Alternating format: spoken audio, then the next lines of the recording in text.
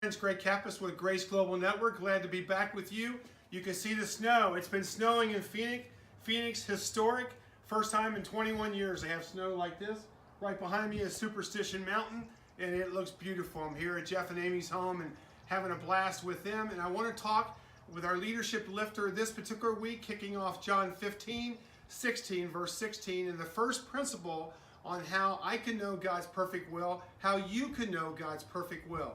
First principle is right out of John 15:16. Right out of the gate, keep things in perspective. The very first point in knowing God's perfect will, let's always keep things in perspective. What do I mean by that? Well, Jesus says in John 15, verse 16a, you did not choose me. We'll deal with the rest of that, part of that at least, next week, but you did not choose me. Jesus tells the disciples and talks to you and me today through his word in John 15. Let's keep things in perspective.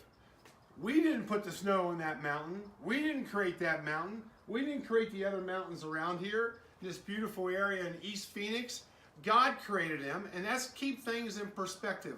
God also chose us, which we'll get into. But first off, let's remember that Jesus said, you did not choose me. He says life in Jesus basically is not about us. He's telling us life starts with Jesus. Spiritual life starts with Jesus. In fact, Jeremiah tells us that God's involved even when we're in our mother's womb. So not only the beginning of our physical life and the development of our soul and spirit, but also life begins with Jesus.